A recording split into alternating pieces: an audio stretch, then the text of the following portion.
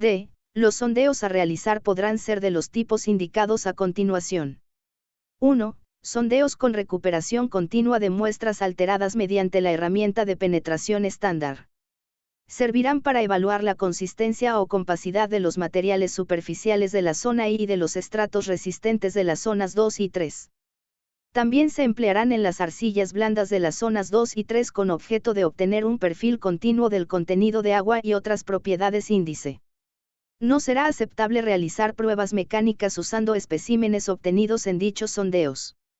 2. Sondeos mixtos con recuperación alternada de muestras inalteradas y alteradas en las zonas 2 y 3. Solo las primeras serán aceptables para determinar propiedades mecánicas. Las profundidades de muestreo inalterado se definirán a partir de perfiles de contenido de agua, determinados previamente mediante sondeos con recuperación de muestras alteradas. 3. Exploración continua o selectiva, mediante una determinada prueba de campo, con o sin recuperación de muestras, respetando en cada caso los procedimientos de ensayo e interpretación generalmente aceptados. Las pruebas de campo serán indispensables para los suelos en los que el muestreo de tipo inalterado resulte muy difícil o deficiente y en construcciones pesadas, extensas o con excavaciones profundas. Las pruebas podrán consistir en medir el número de golpes requeridos para lograr, mediante impactos, cierta penetración de un muestreador estándar, prueba SPT, o de un dispositivo mecánico cónico, prueba dinámica de cono. En la interpretación de los resultados se aplicarán los factores de corrección apropiados para tomar en cuenta la energía efectivamente aplicada, la presencia del nivel freático, la profundidad de la prueba y otros factores. La resistencia a la penetración de un cono mecánico o eléctrico u otro dispositivo similar, prueba estática de cono o prueba penetrométrica. Al ejecutar este tipo de prueba de campo, deberán respetarse los procedimientos generalmente aceptados, en particular en cuanto a la velocidad de penetración, la cual estará comprendida entre 1 y 2 centímetros diagonal siglo. La respuesta a esfuerzo de formación del suelo registrada al provocar la expansión de una cavidad cilíndrica, constituyendo un ensayo de carga estática en el sondeo en el que se conocen las condiciones en los límites, prueba presiométrica. Este tipo de prueba se considerará principalmente aplicable para los suelos firmes de la zona I o de los estratos duros de las zonas 2 y 3. Permite obtener dos características del suelo, una de ruptura caracterizada por la presión límite y otra de deformación representada por el módulo presiométrico. A partir de estas características se podrá estimar la resistencia y deformabilidad de los materiales del subsuelo. El coeficiente de esfuerzos horizontales y un módulo de deformación, a partir del hincado de una paleta gruesa de acero que se expande a presión en el suelo, dilatómetro. Este tipo de prueba queda limitado por la posibilidad del hincado de la paleta de acero. La resistencia al corte del suelo al extraer una sonda, que previamente se expande dentro del sondeo, midiendo la fuerza necesaria que induce la falla del suelo en una condición de deformación controlada, ficómetro. Este tipo de prueba se considerará principalmente aplicable para determinar las características de los suelos firmes de la zona I o de los estratos duros de las zonas 2 y 3. La resistencia al cortante del suelo, deducida al hincar en el suelo un dispositivo que se hace girar y moviliza la resistencia al corte del cilindro de revolución que se genera en la masa de suelo, prueba de veleta o similar.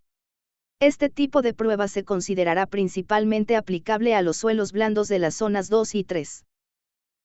La velocidad de propagación de ondas en el suelo. Se podrá recurrir a ensayos de campo para estimar el valor máximo del módulo de rigidez al cortante, G, a partir de la velocidad de propagación de las ondas de corte, versus, que podrá obtenerse de ensayos geofísicos de campo como los de pozo abajo, pozo arriba, el ensayo de cono sísmico, el de sonda suspendida o el ensayo de pozos cruzados. En este tipo de pruebas es generalmente recomendable emplear un inclinómetro para conocer y controlar la posición de los geófonos para el registro de vibraciones y la de la fuente emisora de vibraciones. Las pruebas anteriores podrán usarse para fines de verificación estratigráfica, con objeto de extender los resultados del estudio a un área mayor. Sus resultados también podrán emplearse para fines de estimación de las propiedades mecánicas de los suelos siempre que se cuente con una calibración precisa y reciente del dispositivo usado, y se disponga de correlaciones confiables con resultados de pruebas de laboratorio establecidas o verificadas localmente. 4. Sondeos con equipo rotatorio y muestreadores de barril. Se usarán en los materiales firmes y rocas de la zona y a fin de recuperar núcleos para clasificación y para ensayos mecánicos, siempre que el diámetro de los mismos sea suficiente. Asimismo, se podrán utilizar para obtener muestras en las capas duras de las dos regiones de base midiendo registros continuos de la presión vertical en las tuberías o en las mangueras de la máquina de perforación, de la velocidad de avance, de la torsión aplicada, del gasto del fluido de perforación y de la velocidad instantánea de penetración.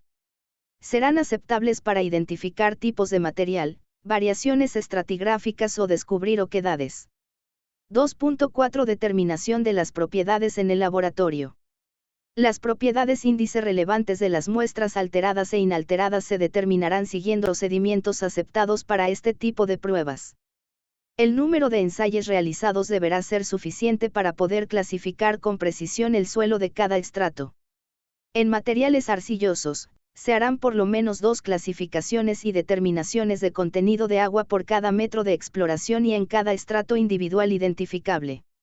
Las propiedades mecánicas, resistencia y deformabilidad al esfuerzo cortante y compresibilidad, e hidráulicas, permeabilidad, de los suelos se determinarán, en su caso, mediante procedimientos de laboratorio aceptados. Las muestras de materiales cohesivos ensayadas serán siempre de tipo inalterado. Para determinar la compresibilidad, se recurrirá a pruebas de consolidación unidimensional y para la resistencia al esfuerzo cortante, a las pruebas que mejor representen las condiciones de drenaje, trayectorias de esfuerzos, y variación de carga que se desean evaluar. Cuando se requiera, las pruebas se conducirán de modo que permitan determinar la influencia de la saturación, de las cargas cíclicas y de otros factores significativos sobre las propiedades de los materiales ensayados. Se realizarán por lo menos 2 series de 3 pruebas de resistencia y 2 de consolidación en cada identificado de interés para el análisis de datos de la construcción.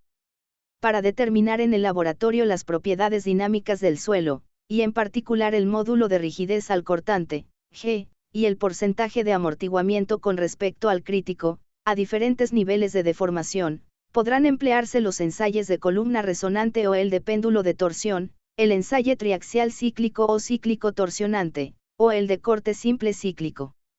Los resultados de estos ensayos se interpretarán siguiendo métodos y criterios reconocidos, de acuerdo con el principio de operación de cada uno de los aparatos. En todos los casos, se deberá tener presente que los valores de G obtenidos están asociados a los niveles de deformación impuestos en cada aparato y pueden diferir de los prevalecientes en el campo.